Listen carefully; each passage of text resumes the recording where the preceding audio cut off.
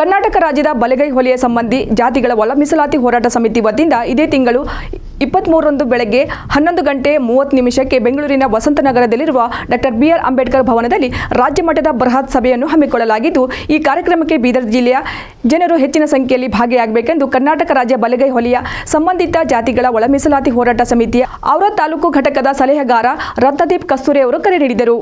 ಸರ್ಕಾರ ಈಗ ಒಳ ಮೀಸಲಾತಿ ನೀಡಲು ಹೋಗಿ ನಮ್ಮ ಬೀದರ್ ಮತ್ತು ಕಲಬುರಗಿ ಭಾಗದ ಹೊಲೆಯ ಜಾತಿಗೆ ಅನ್ಯಾಯ ಮಾಡುತ್ತಿದೆ. ಆದ್ದರಿಂದ ನಮ್ಮ ಸಮಸ್ಯೆಯನ್ನು ಸರ್ಕಾರಕ್ಕೆ ತಿಳಿಸಲು ಬೆಂಗಳೂರಿನಲ್ಲಿ ಒಳ ಮೀಸಲಾತಿ ಕುರಿತು ರಾಜ್ಯ ಮಟ್ಟದ ವಿಚಾರ ಸಂಕಿರಣವನ್ನು ಹಮ್ಮಿಕೊಂಡು ನ್ಯಾಯಮೂರ್ತಿ ಎಚ್.ಎನ್. ನಾಗಮೋಹನ್ ದಾಸ್ ಅವರಿಗೆ ಮನವಿ ಪತ್ರ ನೀಡಲಾಗುವುದು ಎಂದರು. ಕರ್ನಾಟಕ ರಾಜ್ಯ ಬಲಗೈ ಹೊಲೆಯ ಸಂಬಂಧಿತ ಜಾತಿಗಳ ಒಳ ಮೀಸಲಾತಿ ಹೋರಾಟ ಸಮಿತಿ ವತಿಯಿಂದ ಇದೇ 23ರಂದು ಬೆಂಗಳೂರಿನ ವಸಂತನಗರದಲ್ಲಿ ಆಯೋಜಿಸಿರುವ ಒಂದು ವಿಚಾರ ಸಂಕಿರಣದಲ್ಲಿ ನಮ್ಮ ಜಿಲ್ಲೆಯಿಂದ ಹೆಚ್ಚಿನ ಜನರು ಒಂದು ಹೋರಾಟದಲ್ಲಿ ಭಾಗವಹಿಸಬೇಕಾಗಿ ನಾನು ಒತ್ತಾಯವನ್ನು ಮಾಡ್ತಾ ಇದ್ದೇನೆ.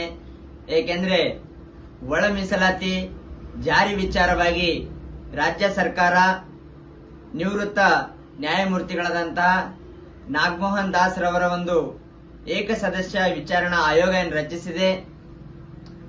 ಅವರಿಗೆ ಮನವರಿಕೆ ಮಾಡಿಕೊಳ್ಳಲು ಇವತ್ತೇನು ಒಳ ಮೀಸಲಾತಿ ಜಾರಿಯಲ್ಲಿ ಇವತ್ತು ಹೊಲೆಯ ಸಂಬಂಧಿತ ಗುಂಪು ಒಂದು ಮುಂದುವರೆದ ಗುಂಪು ಅಂತ ಹೇಳಿ ಏನು ಪರಿಗಣಿಸಿ ಅದನ್ನು ಮುಂದುವರೆದ ಗುಂಪಿಗೆ ಸೇರಿಸುವ ಹುನ್ನಾರ ನಡೀತಾ ಇದೆ.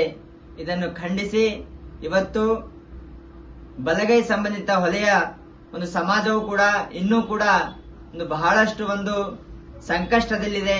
ಇನ್ನೂ ಕೂಡ ಅವರು ಸಂಪೂರ್ಣವಾಗಿ ಅಭಿವೃದ್ಧಿ ಆಗಿಲ್ಲ.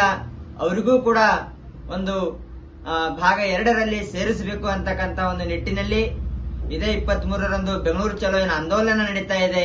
ಅದಕ್ಕೆ ನಮ್ಮ ಬೀದರ್ ಜಿಲ್ಲೆಯಿಂದ ಹೆಚ್ಚಿನ ಜನರು ಅಂಬೇಡ್ಕರ್ ಅನುಯಾಯಿಗಳು, ಸಂವಿಧಾನ ಪ್ರೇಮಿಗಳು ಹೆಚ್ಚಿನ ಸಂಖ್ಯೆಯಲ್ಲಿ ಭಾಗವಹಿಸಬೇಕಾಗಿ ನಾನು ಮನವಿಯನ್ನು ಮಾಡ್ತಾ ಇದ್ದೀನಿ.